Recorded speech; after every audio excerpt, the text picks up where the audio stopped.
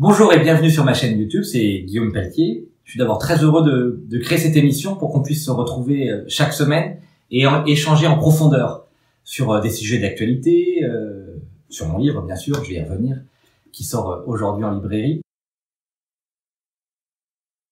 J'ai décidé de créer cette émission parce que ce qui me marque depuis que je suis élu et depuis que j'ai fait des émissions à la télévision et à la radio, c'est que très souvent, c'est très bref, c'est très court, c'est très rapide et on n'a pas assez le temps d'aller en profondeur sur les choses, sur les idées.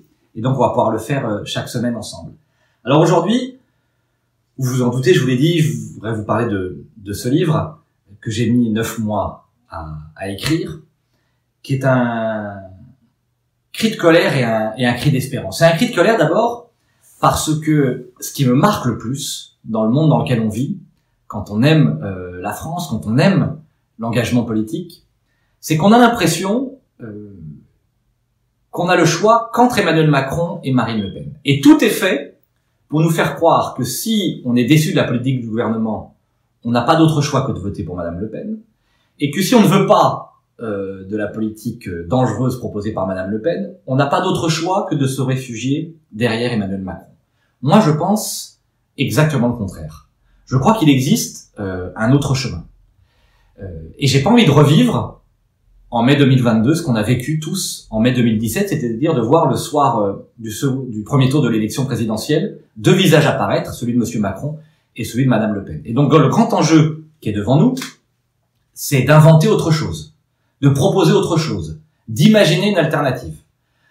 Je le fais un peu à travers ce livre, on va le faire aussi avec toute la droite républicaine au sein de mon parti, les Républicains. Christian Jacob vient d'être élu président, et l'une des missions qu'il nous a confiées avec les parlementaires, avec tous mes collègues élus, c'est d'essayer d'imaginer cette droite nouvelle à travers des propositions très concrètes. Alors, milieu de cordée, ça revient sur plein d'idées, ça commence par un prologue qui est assez personnel. Vous verrez, c'est un prologue qui revient sur mes affinités littéraires. C'est-à-dire que moi, je suis un enfant des classes moyennes.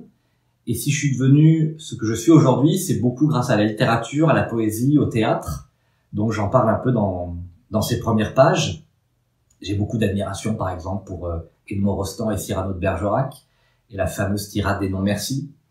Je parle un petit peu, et modestement, de philosophie, de tout ce que j'ai essayé de construire personnellement à travers mes épreuves, mes échecs, mes succès, une philosophie d'engagement politique et aussi une philosophie de vie.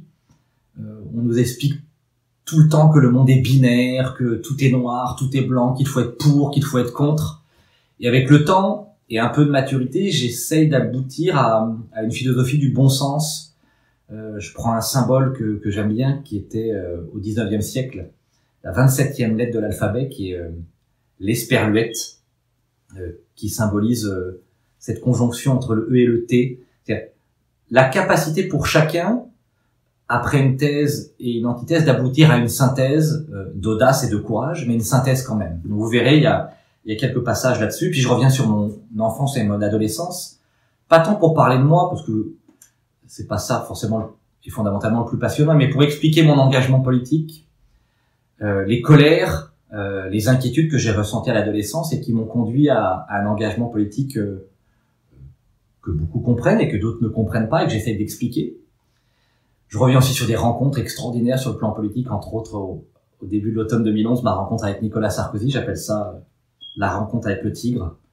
C'est un homme qui m'a beaucoup marqué par son énergie, son amour de la France, sa volonté de briser les tabous, les totems, le politiquement correct. Et puis ensuite, on rentre dans le vif du sujet, dans ce livre, à travers 3 grands chapitres qui nous parlent d'économie, qui nous parlent d'autorité de l'État et qui nous parlent des territoires. Et j'ai essayé, à travers ces 3 chapitres, de brosser le portrait de Français que j'ai rencontrés tout au long de mon parcours, des médecins, des agriculteurs, des travailleurs, des artisans, des instituteurs, des jeunes, des anciens, Ouari aussi, un Français musulman, puisqu'avec lui et à travers lui, je parle de laïcité et de communautarisme. Et vous allez voir, à travers ces portraits, qui sont vraiment des très belles rencontres, j'essaye d'aboutir en permanence à des solutions concrètes. Pourquoi je dis des solutions concrètes? Parce que la deuxième révolte que j'ai en moi, outre le fait qu'on tente de nous imposer ce schéma politique Macron-Le Pen auquel je ne crois plus, et dont nous devons sortir, la deuxième révolte, c'est je ne comprends pas que ceux qui nous gouvernent nous expliquent en permanence, oui on est d'accord sur le constat, oui on commente l'actualité, oui on bavarde sur un certain nombre de faits divers que nous rencontrons, mais les solutions nouvelles à trouver, personne ne les trouve.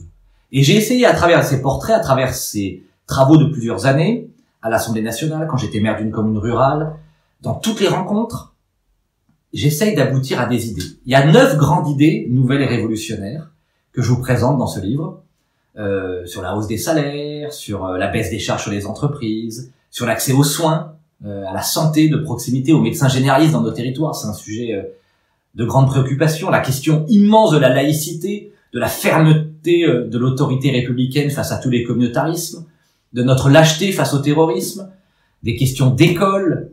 Comment se fait-il, par exemple, que 21% des enfants de France arrivent en 6e ne sachant ni lire, ni écrire, ni compter, ou si peu? Je parle d'égalité des chances, d'ascenseur social. Et puis je conclus par un message d'espérance à la droite et à notre pays, c'est qu'on peut recréer une harmonie nationale, une unité nationale, si on a le courage d'affronter les grands défis, de proposer ces solutions très concrètes, vraiment originales, vous verrez, qui susciteront le débat, et qui, j'espère, permettront d'imaginer non pas le nouveau monde d'Emmanuel Macron, parce que je n'ai jamais cru au nouveau monde, pas plus que je n'aimais l'ancien, mais d'essayer ensemble de construire un monde meilleur. Je crois que c'est vraiment possible, sur l'écologie, sur l'immigration, sur l'école, sur le travail, sur tant d'autres choses. Donc on aura l'occasion d'en parler dès la semaine prochaine. N'hésitez pas à échanger avec moi sur cette chaîne, à poster vos commentaires. Et j'aimerais vraiment qu'ensemble, on puisse aboutir à ce projet nouveau d'espérance qui parlera à tous les milieux de cordée, à tous les Français qui aiment la France et qui ont envie que notre pays renoue, et avec la grandeur et avec la prospérité. À la semaine prochaine.